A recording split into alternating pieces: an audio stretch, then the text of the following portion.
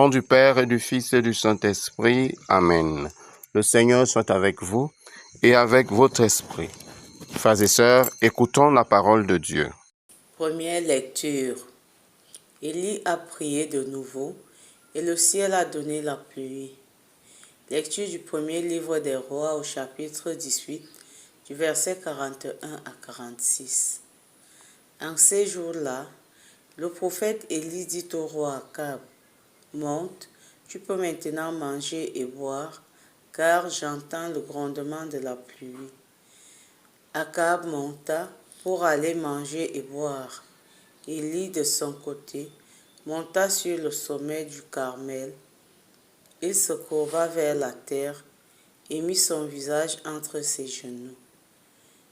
Il dit à son serviteur, « Monte et regarde du côté de la mer. » Le serviteur monta, regarda et dit, « Il n'y a rien. » Cette fois de suite, Élie lui dit, « Retourne. » La 7e fois, le serviteur annonça, « Voilà un nuage qui monte vers la mer, gros comme le poing. » Alors, Élie dit au serviteur, « Va dire au roi Akab, attelle ton char et descends de la montagne avant d'être arrêté par la pluie. » Peu après, le ciel s'obscurcit de nuages poussés par le vent, et il tomba une grosse pluie. Akab monta sur son char et partit pour la ville de Yizréel. La main du Seigneur s'empara du prophète. Élie retroussa son vêtement et courut en avant d'Akab jusqu'à l'entrée de la ville de Yizréel. Parole du Seigneur. Nous rendons grâce à Dieu. Il est beau de louer Dieu dans Sion. Il est beau de te louer Dieu dans Sion. Tu visites la terre et tu l'abreuves. Tu la combles de richesses. Les ruisseaux de Dieu regorgent d'eau. Tu prépares les moissons. Il est beau de te louer Dieu dans Sion. Ainsi, tu prépares la terre, tu arroses les sillons, tu aplanis le sol, tu le détrempes sous les pluies, tu bénis les semailles. Il est beau de te louer, Dieu, dans Sion. Tu couronnes une année de bienfaits. Sur ton passage ruisselle l'abondance. Au désert, les pâturages ruissellent, les collines débordent d'allégresse. Il est beau de te louer, Dieu, dans Sion.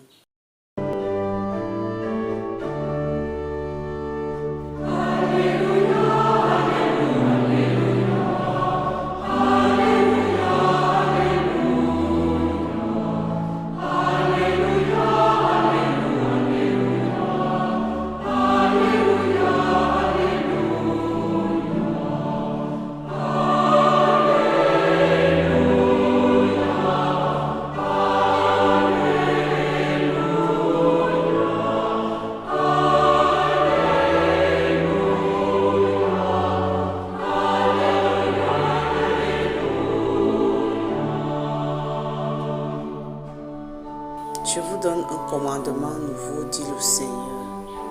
Aimez-vous les uns les autres comme je vous ai aimés.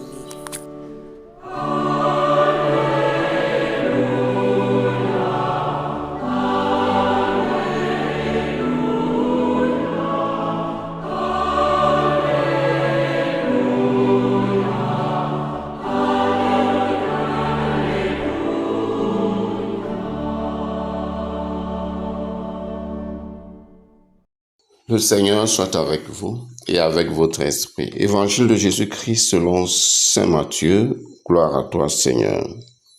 En ce temps-là, Jésus disait à ses disciples, « Je vous le dis, si votre justice ne surpasse pas celle des scribes et des pharisiens, vous n'entrerez pas dans le royaume des cieux. Vous avez appris qu'il a été dit aux anciens, « Tu ne commettras pas de meurtre. » Et si quelqu'un commet un meurtre, il devra passer en jugement.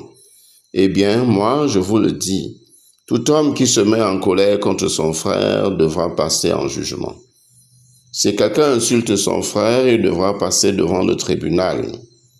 Si quelqu'un le traite de fou, il sera passible de la géhenne de feu. Donc, lorsque tu vas présenter ton offrande à l'autel, si, là, tu te souviens que ton frère a quelque chose contre toi, laisse ton offrande là, devant l'autel, va d'abord te réconcilier avec ton frère, et ensuite viens présenter ton offrande. Mets-toi vite d'accord avec ton adversaire pendant que tu es en chemin avec lui, pour éviter que ton adversaire ne te livre au juge, le juge au garde, et qu'on ne te jette en prison. Amen, je te le dis. Tu n'en sortiras pas avant d'avoir payé jusqu'au dernier sou. Acclamons la parole de Dieu. Louange à toi, Seigneur Jésus. Frères et sœurs, bien-aimés, loué soit le Seigneur Jésus-Christ. Dans notre faiblesse humaine, il arrive très souvent à l'un ou l'autre parmi nous de poser des actes de suite de la colère ou sous l'impulsion de la haine. Des actes qui peuvent aller jusqu'aux idées de meurtre, voire au meurtre. Jésus nous dit que la colère ou la haine, qui sont à l'origine même du meurtre, ne doivent pas rester dans nos cœurs, car nous serons déjà passibles de jugement et de condamnation. Même les injures nous exposent déjà au jugement et à la condamnation, car ils viennent d'un cœur investi par la haine et la colère. Dans un contexte où, dans notre société, on assiste à beaucoup d'actes meurtriers, la parole d'aujourd'hui nous concerne à un plus haut point. Certes, la colère et la haine ne viennent pas toutes seules. Il y a toujours un mal dont on a été victime, et la colère ou la haine s'installe dans nos cœurs à cause du mal subi. Bien sûr, mis à part les haines gratuites, pour diverses raisons comme jalousie et autres. Jésus-Christ nous appelle à soigner notre cœur, à l'assainir et à le libérer de toute emprise du mal. En même temps, le Seigneur Jésus-Christ nous invite à savoir demander pardon, à faire la paix pour le mal et le tort que nous causons aux autres. Savoir reconnaître que nous avons fait du tort à quelqu'un et lui demander pardon est une nécessité de la vie chrétienne dans notre relation avec Dieu. La réconciliation et la paix ajoutent de la valeur aux offrandes et aux sacrifices, car notre Dieu est amour et miséricorde. Il est un Dieu en communauté, pour ne pas dire Dieu de communauté. Il ne vit pas seul, il n'exclut pas les autres. Il est un Dieu de réconciliation. On ne saurait vivre avec lui tout en étant en guerre avec les autres. Jésus-Christ nous prévient que les arrangements avec les adversaires qui nous traînent en justice valent mieux que le tribunal. Enfin, le Seigneur Jésus-Christ exige de nous, de notre vie, qu'elle soit meilleure que celle de tous les autres, car nous avons sa grâce et sa parole.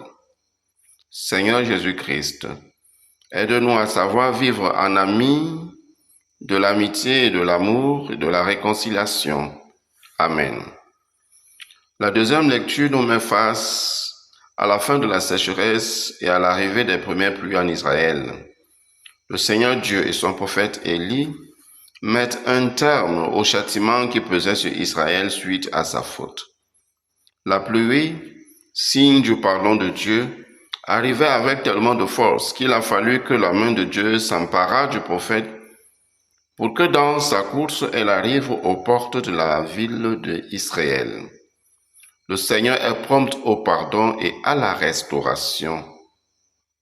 Prions avec Marie.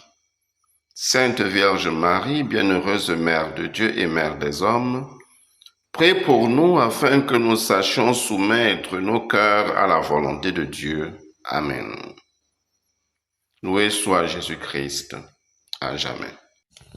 Le Seigneur soit avec vous et avec votre esprit. Que Dieu Tout-Puissant et Miséricordieux vous garde et vous bénisse, le Père, le Fils et le Saint-Esprit. Amen. Allez dans la paix du Christ. Nous rendons grâce à Dieu. Ayons une pensée pour nos défunts. Accorde-leur, Seigneur, le repos éternel et que la lumière sans fin brille sur elles et qu'elles reposent en paix. Amen. Accorde-leur le repos éternel, que la lumière sans fin brille sur elles et qu'elles reposent en paix. Amen. Accorde-leur, Seigneur, le repos éternel, que la lumière sans fin brille sur elles et qu'elles reposent en paix. Amen. Bonne journée à tous.